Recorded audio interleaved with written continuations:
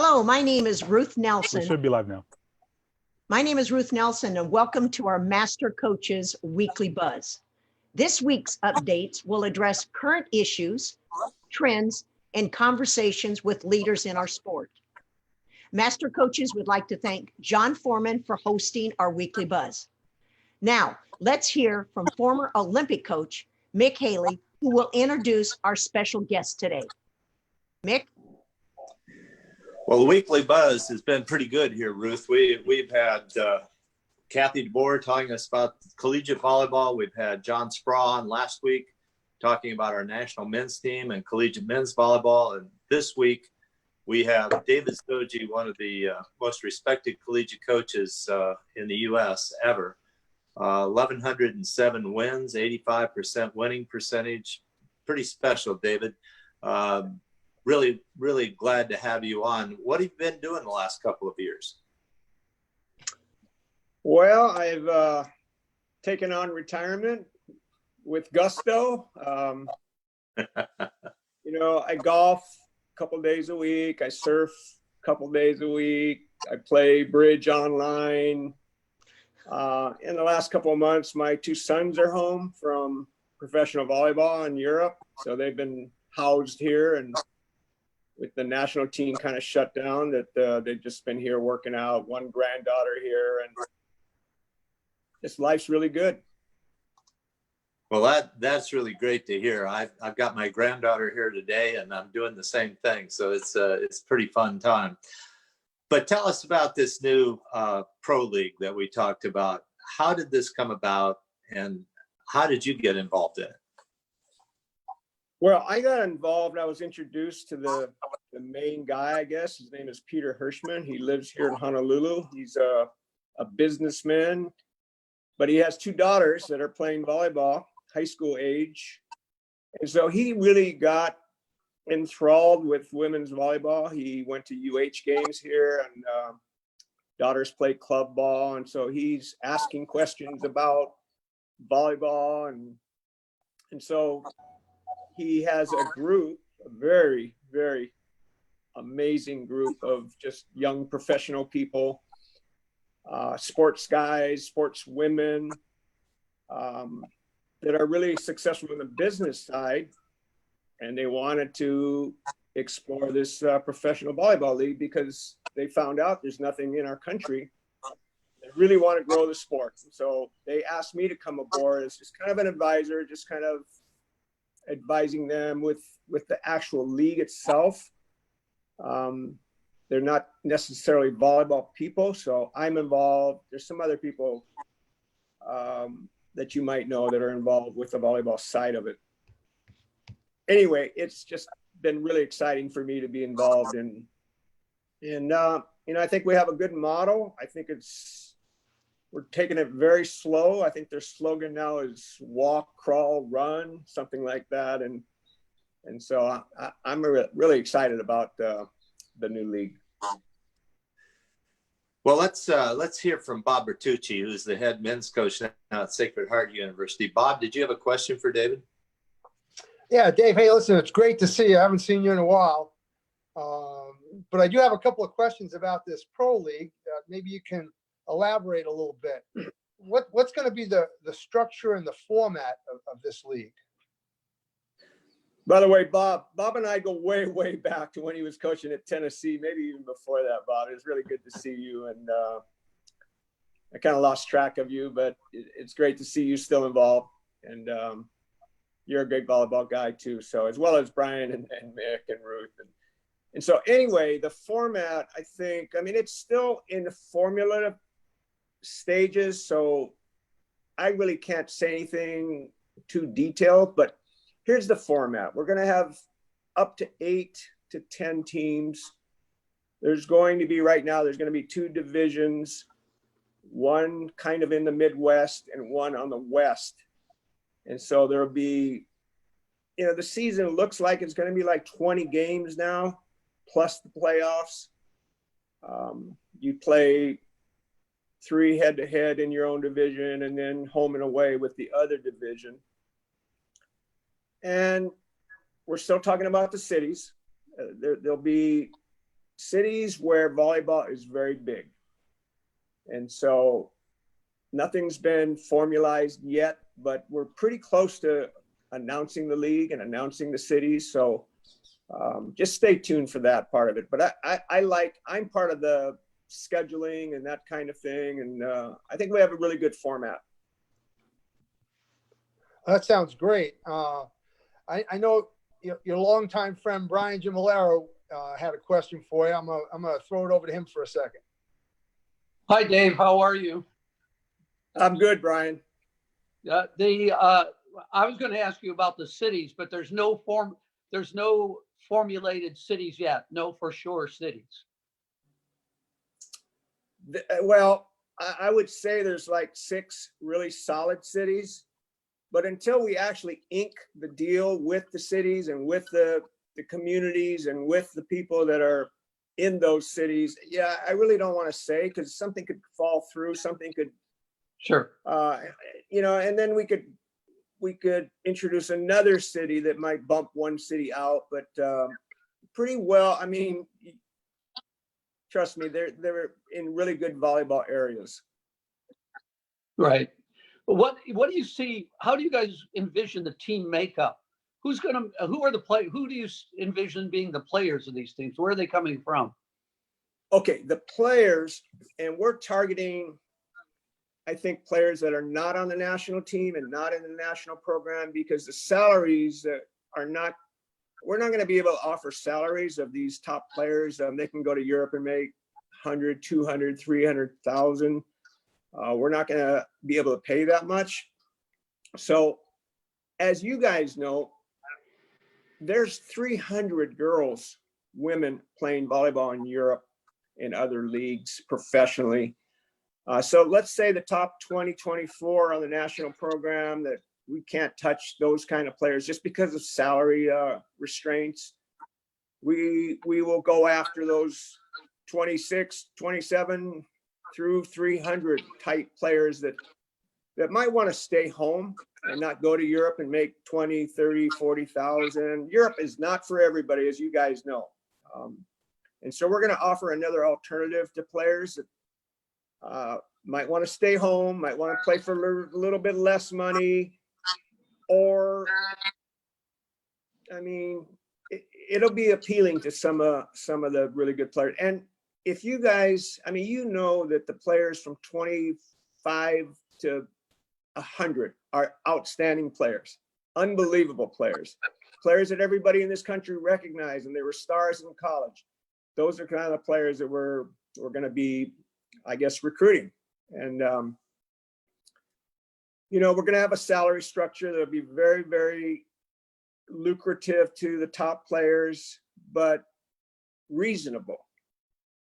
I mean, we're not going to go out on a financial limb and be where we can't sustain this. So, and what is the start date, Dave?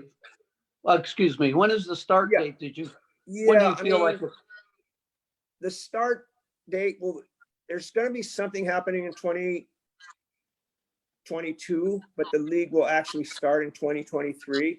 We might have an exhibition, like a traveling kind of circus, just to test the market in 2022.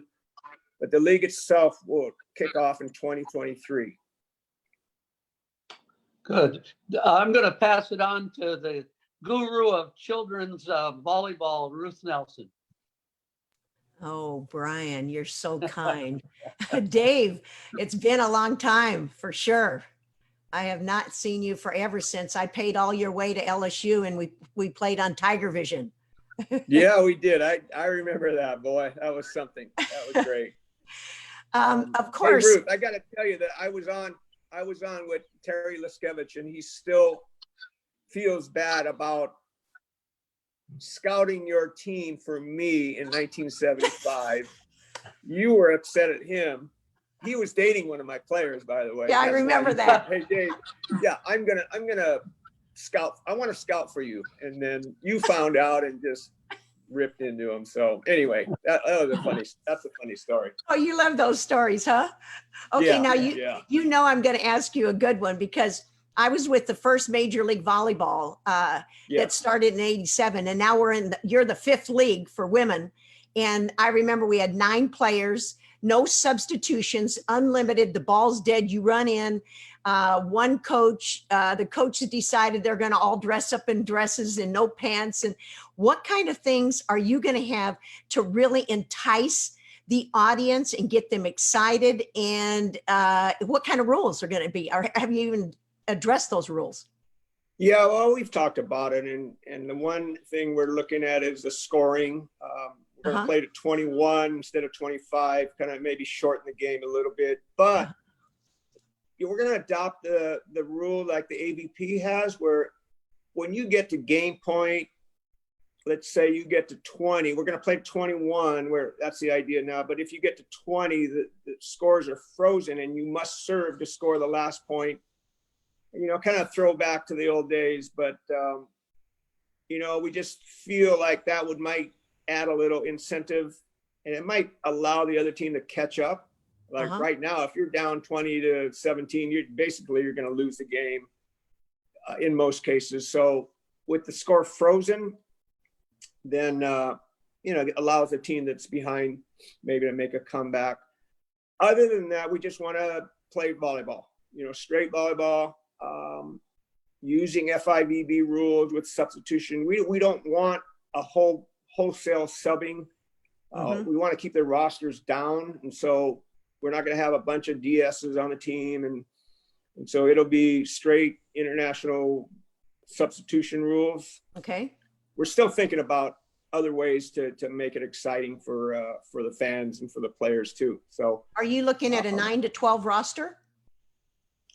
We're looking at 9 to 12. I would say we've discussed 10, which would be 2 setters, 3 middles, 4 outsides, actually 5 outsides, including the opposite, and 1 libero. So we're looking at 10. It could go to 9 or it could go to 11, but it won't. I don't think it'll be 12. It's just too many to carry on a roster. And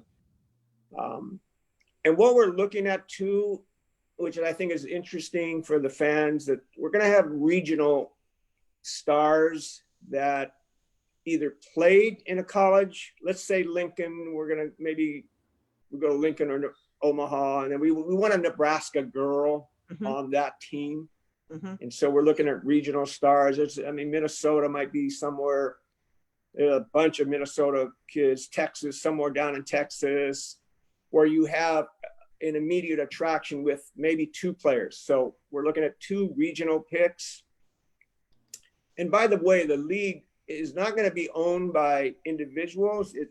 The league is going to own all the teams. It's much like Major League Soccer started, on a much smaller scale. Major League Soccer, I think, is up to 32 teams or something, but the league will own everything and determine the players on each team in the first year or 2, and then it may expand to owners buying these franchises, and then they can deal with the players themselves. But in the beginning, I think we're going to try to even out the teams, but then still have those regional stars. I mean, in Hawaii, you could, Emily Hartong is part of this group. She played here, and she's a fantastic person and bright young woman, and she could be a regional star for the Hawaii franchise. Nikki Taylor's led the German league this year in kills, and so she could be, if she wanted to stay home and play for Hawaii, if we have a franchise here, we would make her a regional pick. And so that's kind of the idea. And then the rest of the league kind of filters down with less of a salary, and we're just kind of throwing around ideas. We meet every week and we throw out ideas, and some get kicked around, some get kicked out. Anyway. No, that sounds great. That sounds great. Hey, Mick, I know that he had a couple more questions that he wanted to get in, so I'll let him come on. But my last part is, are you going to be coaching? Listen, I told Mick that he's a viable coach down in Texas somewhere, but I'm just looking at my age, Ruth. I'm 73 now. We're not going to kick off the league till 2023. So, no, you know what? Our first choice would be a strong women coaches. So that'll be our first focus. Let's empower women to start coaching these women. And I didn't mention the other part of it, that everybody's involved in the league is wanting to further the game. And so we want to be developing the players as well in the outside world.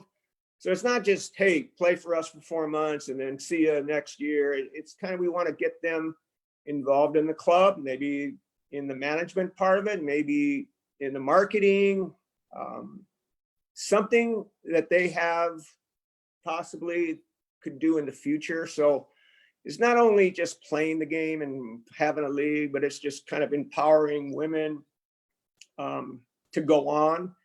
And so that would be part of the goal here in this league. And so, like I said, we'd love to have as many women on the coaching staffs as we can. And I know Brian would love to get involved, in Mick, but I think, guys, we're going to be with a cane when this thing starts off. So sorry. Okay, Mick, you got your question for Dave.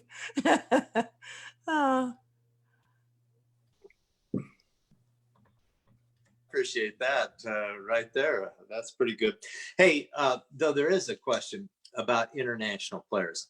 Will you allow international players to come to the country and play? Because I've always heard when I was overseas and going from country to country from people, when are you going to have a pro league? And we would sure love to play in the United States. Is that something you're thinking about, or is that something that's not going to be open, or do you know? We've talked about international players, and I think we could recruit some international players. I mean, there's a whole bunch of women in Eastern Europe, especially, that would play for less money and would love to come to the States. But the things we don't know about, and maybe you guys know about this more, are transfer fees. Are we going to have to pay a whole bunch of money to get a Eastern European or Italian girl over here? And I don't know about transfer fees. I don't know how much those are going for. And the other thing is a visa. I don't know, the foreign players that come over and play in college get the I-20, educational visa, but to come over and work, much more difficult. I think we all know that. So we haven't explored that yet.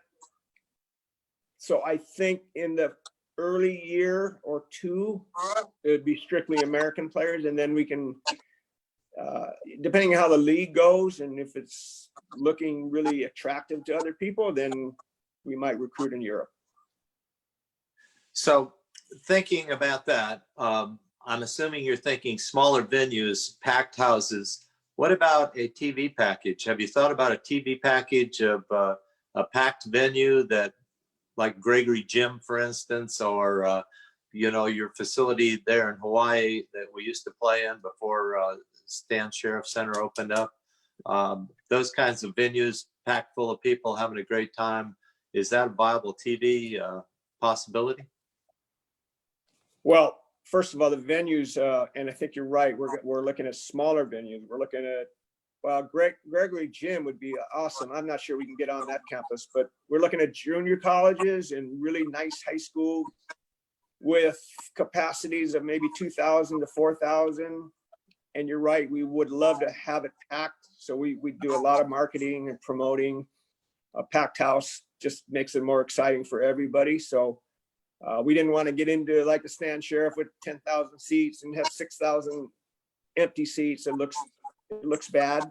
So we are targeting smaller venues.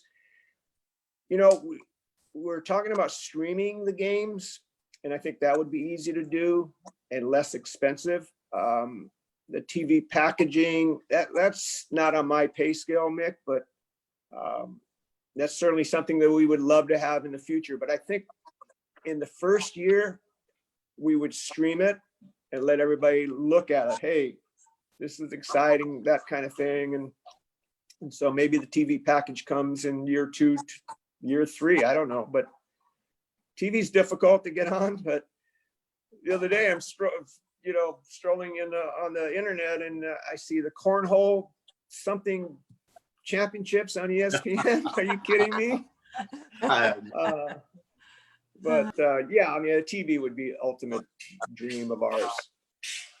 And Dave, there was a question I think that Ruth brought up about, is there going to be club affiliation like in soccer? Soccer comes in with their 32 teams, but they have development clubs in their cities, 2 or 3 or 4 clubs that come and work out at their facilities and get to have firsthand appearances with the players of the local team. Are you planning anything like that to involve the community and maybe the junior clubs in the community?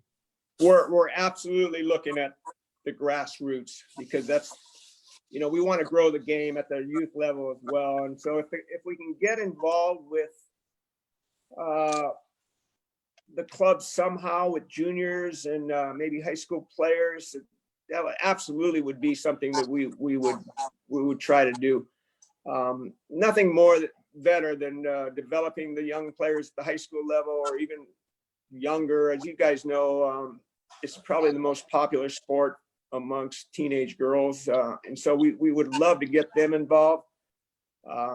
Major League Soccer has a really good model. We're looking at their model, and it just excites us to try to involve the juniors. We're not sure how we're going to do this yet, but it will be some kind of relationship with the junior clubs or high school teams, or somehow get younger girls really excited about the pro team.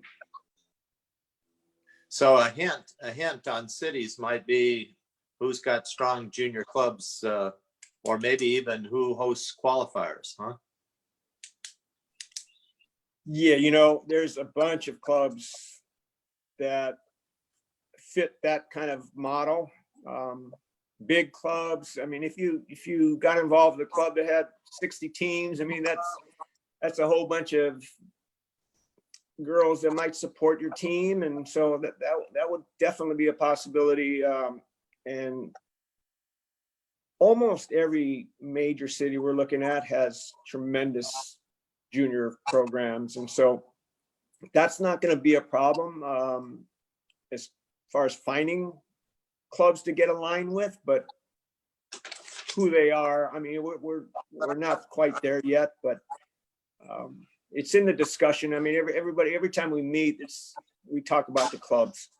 So, well, Dave, thank you. That's really pretty informative. We certainly are excited to see this grow. I think if we can see a preview in 2022, that'd be pretty exciting for all of us. More power to you guys to get this off the ground. We really appreciate you being on. Is there anything you'd like to add? No, I think we're all excited about trying to announce the opening of the league. I mean, just coming out and saying, I've been on social media saying, hey, stay tuned and this kind of thing, but we're pretty anxious to get started. But it's so hard, Mick. It's just so many things involved, and you just, before you come out with it, you better have a really good basis, and so that's what we're still trying to do. I mean, we're trying to just make sure everything is good. I mean, if you have a few loose ends, it could come back to bite you anyway. So that, my point is that it's taken some time, but I would say within 2 or 3 months, you might hear about us.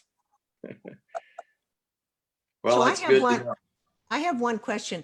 What are you looking at? What part of the year? The springtime after a regular pro season that someone might have played overseas and they could actually come back and be part of it? Not a lot of players, but maybe 1 or 2 key players?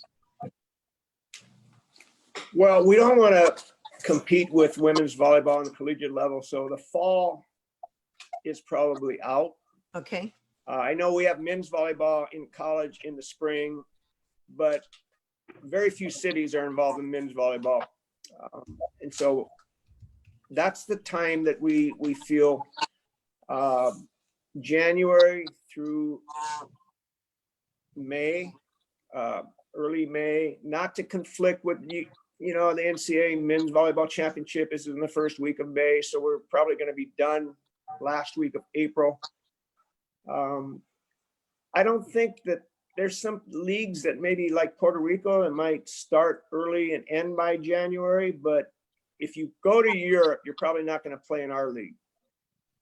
So we're looking for players that might want to stay home, start training in early January, start playing league games in late January, and end by April. However, I mean, we're going to offer the opportunity for these players to be involved with the club past the season if they want to stay involved. They can go out and do clinics representing the league. They can do beach representing the league. They can do marketing. They can get involved with the club. So it could be a year-round job for some of these women.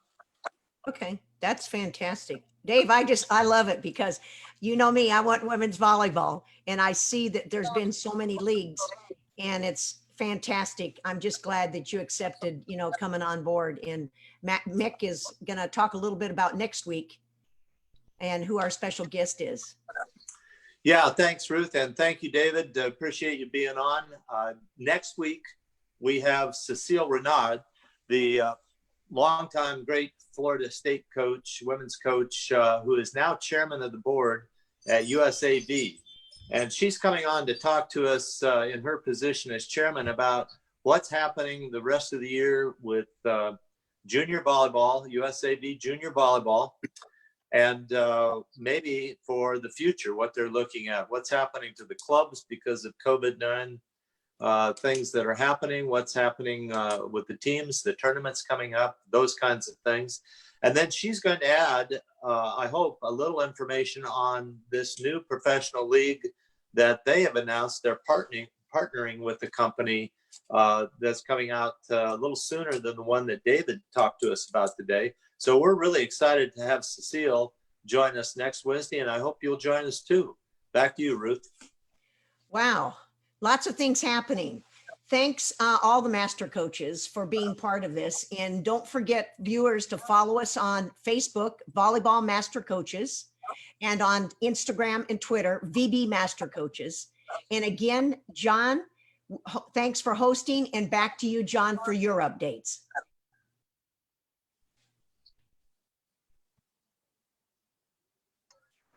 All right, thanks.